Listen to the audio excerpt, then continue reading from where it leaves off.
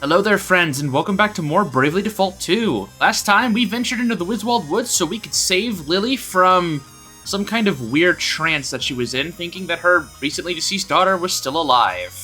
While it was an unfortunate reunion that required us fighting, we were able to obtain a new asterisk in the form of the Ranger, which we will be seeing a little bit of today, hopefully. Today, I said earlier that this was going to be a primarily side quest focused episode, but upon further reflection, I think this is going to be more of a little bit of a hybrid, where I'll be doing a little bit of side quests, talking about a few extra things here and there, and then we'll get a little bit of story progress done just to make sure that things are constantly moving. I don't really want to stop the pacing of this too much. Besides, there aren't any of the important quests that I want to do right now aren't available or require me going to another town, and I don't really want to do that right now. I want to stay here in Wiswald. So we do have two new, not two new, but we do have one new temporary party member in the form of Lily. She says, "Any mother would want to see their child again, even if it wasn't real. Which is to say that I'm not grateful that you snapped me out of it. Mona wouldn't have wanted us to turn our backs on the real world, even if the fantasy did seem better in its way.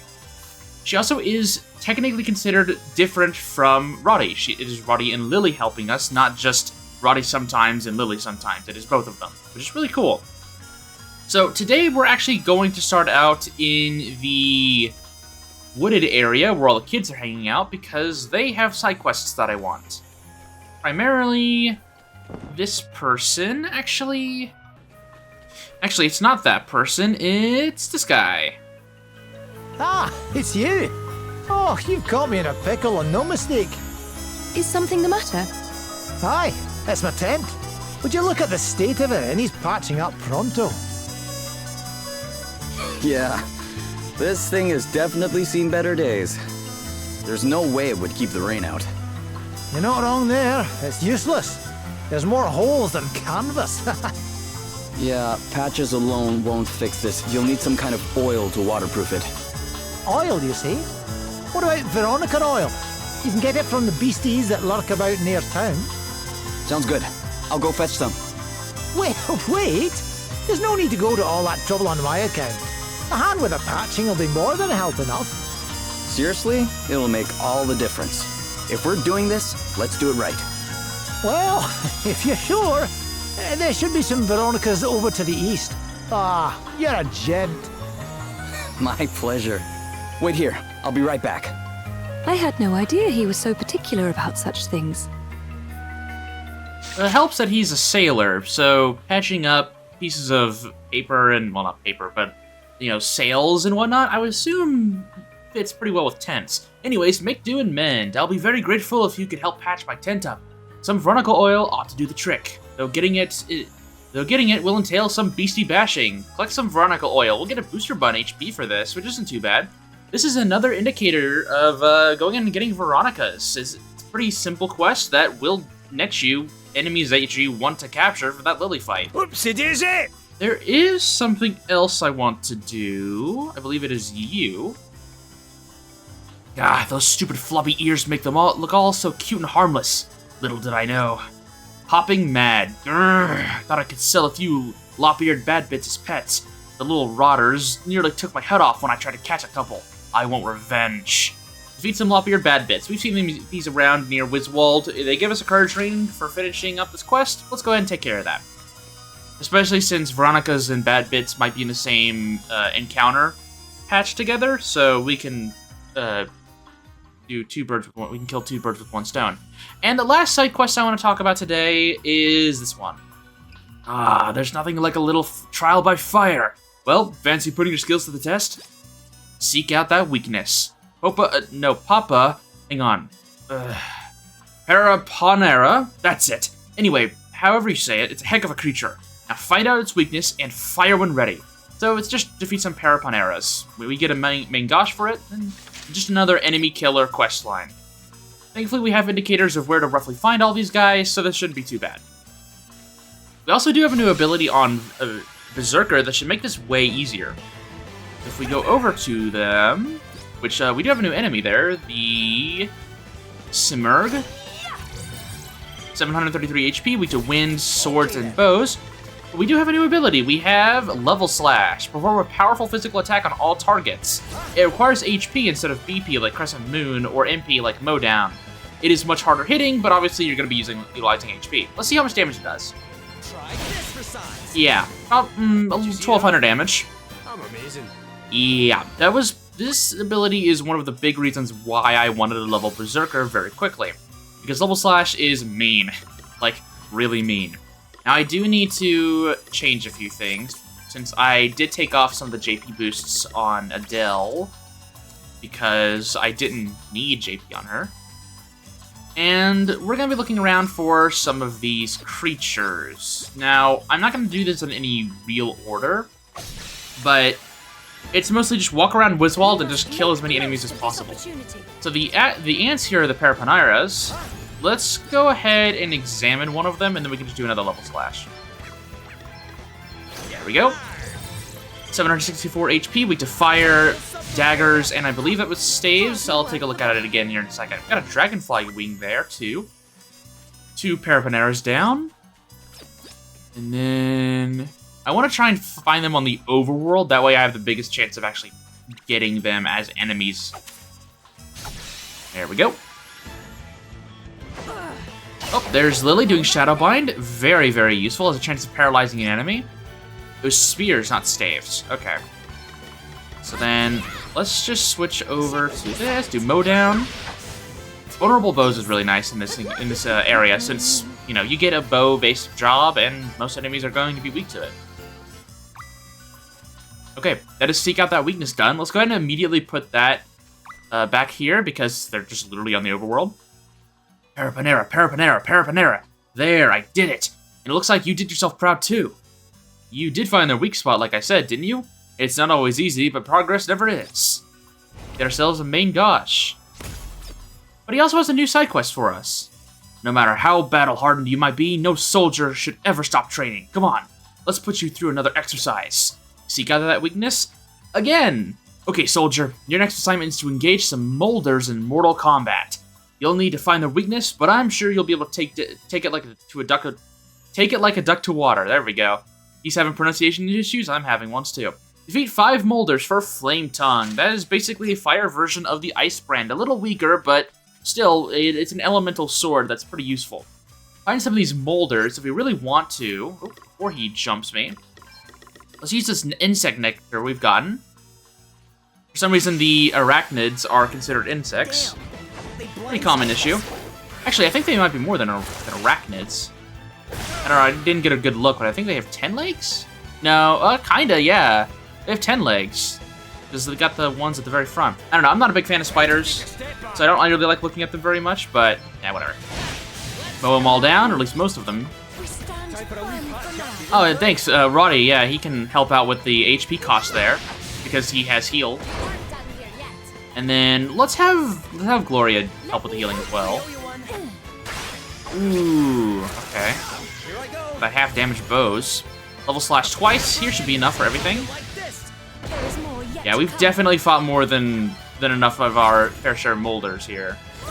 Ooh, actually, I don't think I'll be able to do that. Alright, there we go.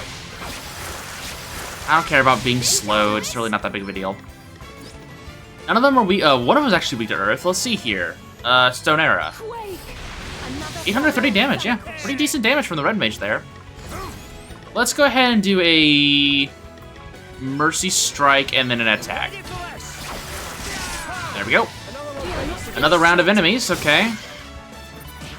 Ooh, and we get the Lop-Eared Bat Bits as well. Perfect. Let's go ahead and just do a big group-wide mowdown here. I don't care about the counter physical attacks. With this level slash, we'll be able to finish it off. Yep, perfect. Everyone got a level up, and, well, Adele got a job level up. So we got Hialaga, Mercy Smash, and Spearhead. Perfect. Got a Tenguyan, a Fresh Fish. Oh, right, we fought snakes. I was like, how did I get Fresh Fish here? And not, like, Insect Nectar or something. We also got something else, I believe? Yeah, we got Indiscriminate Rage. Allows regular attacks to target all enemies at full power, but causes the user's next turn to come around much later. This is actually pretty nice. Especially if you are going to be fighting a bunch of enemies who are weak to a certain weapon type, you can just put that weapon on and just do regular attacks, not wasting any resources. Good work, soldier. Those molders are history. But remember, a true warrior's training never comes to an end. Don't just fight, think. Try something, fall down, and get up again. That's how real masters of fighting arts are born. I'll be rooting for you all the way. So, we got ourselves a flame tongue. Let's take a look-see at that. Okay, so yeah, the Ice Brand is 90 physical attack and 62 MP. This is 58 attack and 48 MP, but you can see that they're pretty much the same, generally the same archetype of weapons. Flame Tongue is fire damage, Ice Brand is water damage. So, I mean, it's not too bad. If we have a sword-based job on, then that might be a little better. But we don't, so we're going to move on here. Maybe we can find some rabbits. Oh, no, this is where the Veronicas are. Well, I still have the plant insect nectar, which shouldn't proc with them because since they're plants, so we shouldn't have any major issues. I don't need to worry about actually capturing the Veronicas anymore, so we can just kill them normally. Got the Veronica oil, perfect. It is one of those random fight quests, but thankfully you only need one of the items, and you're very likely to get it in your first try. We need one more bat bit to kill, so there's one that spawns right there, perfect. Ooh, got soul food right there. That, I believe, is another monster trait for spirit monsters. Yes. Okay, but that's all the bat bits. That's every single quest that we need done. So, let's go back and turn these in. You did it! You taught those horrible big-eared beasties a lesson. They'll not pick on entirely innocent human beings again in a hurry. What's that? I started it when I tried catching them for my own selfish ends? Well, maybe, but they're dangerous if they're left to their own devices. Monsters will be monsters, after all. They're either to be cleared out or cleaned up. Or are you trying to tell me you've a better idea, hmm? Aye, maybe you thought not. Okay, we got a courage ring. Bit of a asshole quest giver, I will say, but you know what? Loot is loot. And then this guy. Hey, we brought you that oil. Ah, that's great. Thank you. Thank me when the job's done. Speaking of which, shall we get started? Wowzers. Where did you learn to fix tents like that, laddie? I used to be a sailor, so I was always climbing up and down masts, repairing sails. I learned how to patch and oil them pretty good. It may seem like a small thing, but out at sea, it can make all the difference. My shipmates used to call me the Lifesaver. Gosh. It's a little different now, though. These days, it's my friends saving my life instead. You're far too modest. Perhaps you do put your life on the line rather too eagerly, but I wouldn't be here if it weren't for you. You give me courage. The courage to continue fighting. Thanks, Gloria. That means a lot. It does? Well, I was merely stating a fact. If you say so. But thanks. Anyway, enough chatting. Let's get these repairs finished up, huh? It's quests like these that actually make me really like Seth as a character, despite him sort of just being a stand-in for the player. They actually bother to give him his own backstory, his own personality, and he has stories that he tells himself. It's not like he's a blank slate with no memory. And it makes me even more angry that they decided to make him a stand-in character and not his own thing. It's a bit of a weird balance that I'll be getting into a lot later down the road whenever we have the complete picture of this game's story. But trust me, I have a strong love-hate relationship with Seth as a character and what the developers did with him. And there's a lot to talk about. Anyways, party chat time. A sailor's life. You fixed that tent up good. Guess you learn a lot while you're at sea, huh? Oh yeah, so much can go wrong. Torn sails, split masts. You need to know how to fix it all. Sounds like a tough gig. Aye, but as you showed us, there's skills that stand you in good stead elsewhere in life as well. You had that thing patched up in no time flat. I couldn't believe my eyes. If you can't work fast, you go down quick. That's a lesson I learned the hard way. So what's it like, being a sailor? Most of the time, it's pretty boring. You see the same faces every day, mostly the same view too. That's why putting it into ports is so exciting. Didn't you miss home? Oh, sure. Most of us did every once in a while, but just as many wound up feeling more at home out in the ocean. Guess that's why so many retired sailors wind up running in right in front of the seafront. That way, they can keep an eye on the tide. Talk about it with their customers, too. The best of both worlds, huh? Ha! That explains why the barmen at seaside taverns always look like they're just rolled out of a hammock. Actually leads to an interesting thing. I won't go into too much detail right now, but there's very little talk about the open ocean in this game, outside of just a little bit of navigating the shores and talking about the change in tides. Outside of Seth, there really doesn't seem to be very many people, if anyone at all, in this entire continent that this game takes place in, who has actually traveled beyond it. Now, we'll go into more detail what that means later, but it's definitely interesting. Seth has a very unique perspective, and it's also showcased by the fact that he is, correct me if I'm wrong, but in terms of at least English voice acting, he is the only American-based accent in the entire game. Just showcasing just how far away from home he actually is. Now, I got some new items here in the shop, like a quick draw bow, which is a bit stronger than an Angel's bow, though I do think it makes me... I lose a bit of restorative power. But I think this is actually not a bad thing to grab right now. Oh, by the way, I did grab a loyal wreath from just cutting some of the trees out in Wiswald while exploring. I didn't think it was worth mentioning now, but now that I have it, I'm seeing the stat boosts, it's pretty important. So I just wanted to go ahead and say I found this in the grass. Ooh, this nano suit looks pretty nice. It's a strict upgrade for Elvis. Let's go ahead and buy 2 of these. I don't know if I'm going to be using both of them, but for right now, let's go ahead and grab that. I'm also going to buy a total of 4 mithril shields, so that way every single party member has a chance of equipping at least one of them. In terms of new accessories, there are none, so we don't need to worry about buying any of those. Now, Seth is actually pretty close to maxing out Berserker. I don't think I have anything too major that could help with that. I have 2 medium JP orbs. I might give that to him right here. Actually, no, it's not worth it. He's already really close. We'll go ahead and wrap up Berserker here, since I was much closer to level 12 than I thought. And then we'll swap him over to Ranger here soon. I'm gonna go ahead and head to the inn. And then I think we should see if we can knock some sense into Galahad. Alrighty. Up to the tower we go. Oh, where is he? No sign of Galahad. Nope. Can't see him lurking anywhere. But this was where you saw him, in front of the tower. Yeah. Everything was fine until we asked him to let us inside, and then he went crazy and attacked us. Well, I certainly never told him to guard it. I wonder who did. So, if he's not here anymore, do you think whoever's been telling him to guard things willy-nilly's maybe sent him off to guard something else? Could be. Ugh, I just hope he's alright. Aye, me too. Perhaps he hasn't been sent elsewhere. Something tells me he might be inside. Don't tell me that, Gloria. I don't want to fight him. Oh, hello. Well, fish painting. Very, very dark imagery, actually, looking at it more in detail now. Ugh. Okay. So we've got one chest down here. Oh, another party chat. The Trials of Galahad.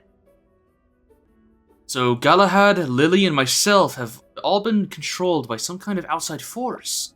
Aye. And Galahad more than likely still needs a wee bit of sense knocking into him. Ah, it doesn't seem fair. I'll bet whoever's doing this took advantage of the poor boy's sense of duty. Aye, come rain or shine, come hell or high water, he'll never abandon his post, that one. Many's the time I've tried to make him. And what's wrong with being dedicated to your duties, eh? I reckon we could do with a few more like Galahad. And he's been through so much. Losing his parents and being sent here to Wiswald when he was still only a wee one. But he stood firm and took it all on the chin. Never asked for help from anybody. Crikey, I never knew that was what happened to him. Aye, well, now that you do, maybe you'll take a leaf out of his book, eh? A little more backbone's just what you need, I'd say. Ha! That's rich coming from you, Mr. Blue Paint. Oh, so you're going there, are you? Well, if the gloves are off, then... not now, you two. This is neither the time nor the place. Sorry, Lily. Sorry. Oh, man. It's so nice to be able to interact with the asterisk users in pretty cheerful ways, and the fact that it's two of Elvis's closest friends, I love it so much. Okay, Kobold and Hellhounds. Let's go and see what you're all about. Some more reskinned goblins and wolves. 822 HP, weak to lightning, swords, and something else. 944 HP, weak to fire, light, and two other things I couldn't read in time, because I'm really bad. Fire, light, spears, bows. Okay. So he's defaulting. Let's go to Seth's turn then. Take him down. Lots of fighting this episode, I'm realizing. I mean, I guess I should have expected that. We can walk around here. Get more fights. Lots of enemies. We've already seen these guys, though. Ooh, they have Brave Robber. That is kind of annoying. It's a counter default. I don't like that at all. There we go. Level slash is really good. Level slash is really good. Oh, man. Especially with Red Mage, we can heal pretty easily. So, okay. This dungeon is pretty simple. Also, it does have a remixed version of another dungeon theme we've heard before, adding a little bit of wind instruments to it. And also, it's a pretty simple dungeon, I guess, is probably not an unfair inclination for it, but this dungeon is probably the least... How do I want to say this? The least threatening of the bunch. At this point, if you've gotten through the Lily and Roddy dungeons, then there's really not much that this dungeon can throw at you that is really all that scary. So, I mean, just go through it pretty normally. It's got a few pretty valuable treasure chests that you want. Thankfully, Wiswald is literally right next to this tower, so if you need to go back and heal desperately, it's right there, so it's not too bad. Teleport stone. Okay, let's move over here. Thankfully, the enemies are still relatively on level with me, if not a little higher, so I actually am able to take advantage of, underdog bonuses and whatnot. Let's go ahead and talk about Lily stuff here, if it will cycle over. Shadowbind, attempt to paralyze a target, and Sharpshoot, perform a powerful physical attack on one target. She's a little bit more single target focused. The paralysis that she has is way more valuable than her other move, as there are enemies and bosses that can be afflicted with paralyze, and that is very good. It is a very, very good ailment. Plus, new enemy here, yay! So that's a big reason to have Lily in your team and to value her. And also to level up Ranger as soon as possible, which I'll be getting to, hopefully, very soon.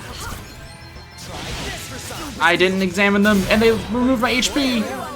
Get Elvis up, examine... Wind, swords, and bows. Okay. Elvis learns MP Saver. That is pretty useful for him if he wants to be on a caster-based job. Let's go ahead and put White Mage as Gloria's sub-job. That way she can use Cure instead of Heal for topping off everyone. Level 10 on Red Mage, learning Stonaga. We really haven't seen much of Red Mage outside of its heal abilities. Trust me, we'll be seeing a lot of stone and arrow stuff, but I just haven't had the time nor the... I don't know. My notes say not to talk about Red Mage for a little bit because I want to talk about it in a more offensive focus and not as a support, which is what I have it as right now, just so someone can level it up. So we'll be diving into Red Mage in a bit more detail in a while. It'll be a bit. But I definitely still want to get it leveled up because Red Mage is very, very good. Either way, there is another set of stairs here. If I remember correctly, there are a few, quote-unquote secret rooms in this dungeon, but nothing too significant. Also, I'm gonna get back attack here. Go ahead and heal up there, get ourselves a treasure chest. Ooh, okay. This seems to be just my luck. Ooh, hello. Dead Knights. For I read the top left one and thought it was Dead Knight D. No, it's just Dead Knight. Let's go ahead and examine you. 1400 HP, lots of weaknesses. Water, light, axes, and staves. Let's go ahead and default to Seth's turn then. That way he can pierce through default if any of them's doing that, and then he can also just kill them normally. There we go, got 2 of them as captured enemies as well. Adele learns Mercy Smash. We've seen how powerful that move can be. It is really funny. Ooh, Earthbreaker. It is really funny just how unbelievably strong Beastmaster is as a job, just throughout the entire game. It lowers his speed by 1 point, but everything else gets boosted quite a bit. It also is an earth elemented weapon, meaning that any enemy that is weak to earth gets extra damage taken from it. Any enemy that can block or absorb it, unfortunately, will, block or absorb it. Let's go ahead and put it on. I don't think there is any reason for me not to in this dungeon, so we'll go ahead and do that for right now. Level 25 on Adele. Quarter of the way to 100. Level cap isn't 100, but it's pretty close to it, so we're, that's a milestone. Oh, they're on Spooky Island. This video should be going out in October sometime. For reference, it's September 28th. The series just started. For me, I'm recording these very far ahead, so this should be out in October sometime. So it is pretty funny. Level 25 on Gloria and Elvis, almost job level 12 on Berserker, which makes me very excited. And also almost job level 11 on Red Mage. Like, dang. I don't want to worry about the mini ethers on Adele's MP there, since I think we're gonna be okay. Now moving through here.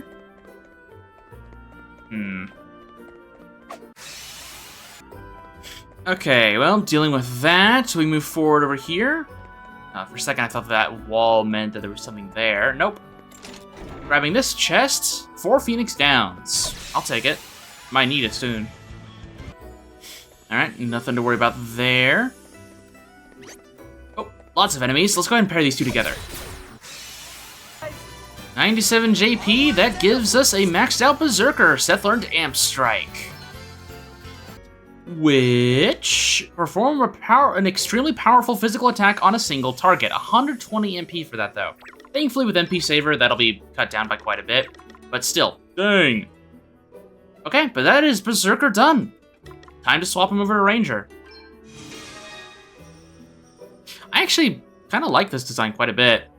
Like the green is my favorite. Green and gray are like my 2 favorite colors. So this outfit gets a lot of bonus points for me. But I'll go into more detail about that in my video. I'm sure I will. Now we need to adjust some things. The Thunder Talismans are pretty nice, but I don't think I really need 2 of them anymore. I might get rid of one of them and put on the Flame Talisman instead. That way my physical attack goes up. My aim is already pretty okay. My critical chance is actually quite high. Yeah, let's do it. This is a decent build for him. And then I'm also going to go ahead and use this teleport pad over here to go back to Wiswald and heal up, and then we will continue forward after I kill this guy. I guess this will be our introduction to Ranger, kind of, because I'm just going to level slash these guys. Also, I was talking about how the Earthbreaker should be valuable. These kobolds do actually have damage for Earth, so there's a little downside to it. But thankfully we have access to level slash being really overpowered. And we got 2 new abilities for Ranger, which one of them should be what I'm looking for. Yep, Shadowbind. We got Bug Slayer and Plant Slayer. Pretty self-explanatory, and then Shadowbind, which is the attempt to paralyze a target. Very, very useful. Okay, I'll see you back here when I'm healed up. Okay, we're back. Now, let's go ahead and finish up looking around here. Actually, I don't think there's anything else for me there, because there was a dead end with those 2 enemies. So let's just go move up. Ooh, some new enemies over here. Let's go and say hi. What's the plan? What are you? Baphomet. Ah, well. Yeah, that looks pretty close to what Baphomet usually looks like. Earth, daggers, and spears. And fittingly a demon. Now we do have access to a special move, Maximum Draw, which will increase our agility by 50%. Strike a single enemy with a powerful physical attack. We'll go into that in a second. I also need to talk about the Ranger's specialty, which we'll go over, I guess, after this. Let's go ahead and just clear these guys out. See how you like this. Let's go. We saw actually activate right there was Barrage. Barrage. The more successive actions the user performs in a turn, the more damage they will inflict. It's that plus raw power means that a Ranger going fully on the offense is really, really strong, since you'll be able to just rip enemies apart with the increase in damage you're getting. Now, I don't have the exact percentage on hand right now on how much Barrage will increase your damage by, but I do know it's a pretty hefty amount. As you can see right there, that first level slash was 900 damage. Now, obviously, it was hitting 3 targets instead of 2, but it went from 900 damage to 1400. It's pretty good. Job level 4 gave us Beast Slayer. Yeah, you can kind of see the very simple gameplay loop of the fights now. It's just level slash and then heal Seth. Level slash, then heal Seth. Especially since now that he's on Ranger, he's going to be going first. Like, that's pretty much guaranteed. He has so much speed. Having access to a Beast Whisperer and raw power just means that he's going to be killing enemies super duper fast and having a chance to capture them as well, making Beastmaster even stronger.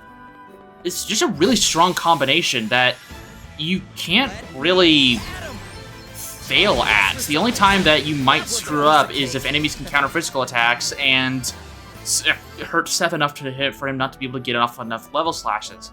Otherwise, this is an unbelievably strong enemy sweeping combination in this point in the game. That was a stupid enemy placement right there. Again, my woes about the camera angle for dungeons in this game has not gone understated, but it just keeps going to show that I just don't like the camera angle. I wish you could freely move it. Job level 5 on Seth, got Aquatic Slayer, and Gloria learned Aeroga, level 11. Again, she's really close actually to maxing out Red Mage. She'll probably get it by the time we wrap up this chapter. Seth met Kool-Aid and his hero Brian. Yo, we got the Kool-Aid man?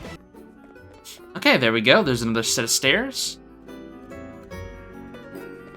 And... oh, hello there. That one was a little annoying. I got damage downed, which definitely didn't help my current predicament, but that's okay. Moving forward, we have more enemies. I'm assuming this guy is blocking the chest, so let's go over there. Are you? Yes, you are. Adamant Helm. That is a heavy piece of gear, if I remember right. Yep. I don't think anyone's going to find any use out of that right now. So, let's go ahead and just head downstairs. And this leads us to another section. Again, yeah, this dungeon is, while I don't think is really long, is definitely winding. Did I attack them, or was that a back attack? Oh, that sucks. And they immediately went for Seth. They know who the enemy is. Perfect. 155 JP. Ooh, all level ups, and Seth learned Counter Savvy. Now, I really want to talk about that one. Okay, Counter Savvy. The user is always able to evade physical counter abilities. Does not apply to magic and certain other abilities. Basically, this means that if there's any counter that affects physical attacks, you will dodge it. Just straight up. If you're using magic attacks and you get countered, you'll still get hit. But physical attacks, you can dodge. If you are supposed to be getting punished for using physical attacks, this will let you dodge those counters outright. Obviously, there are cases to this where it's like, oh, they just gain BP. You obviously won't remove that. Or if it's like they will use a magic ability as a physical counter, you'll still get hit by that because you can't dodge magic in this game. You'll be able to dodge a lot of punishment with this ability. And it's also really toxic to use this on a tank. If you have someone who can draw aggro, you can have your physical attackers just go willy-nilly, and your tank, when they rush to protect your ally, will, if they have Counter Savvy activated, they will dodge the counter in the physical attacker's stead, meaning that your tank will be a dodge tank, which is really cool. I think I was missing a treasure chest over there, wasn't I? I'll be right back. Never mind, I wasn't. I should learn to trust myself better. Anyways, we are getting really close to the top of the tower. And we've reached a decent stopping point, I would say. Next time on Bravely Default 2, we will finish scaling this tower, seeing if we can find Galahad and knock some sense into him, and hopefully grab the Earth Crystal while we're at it. So, with that said, I'll see you soon.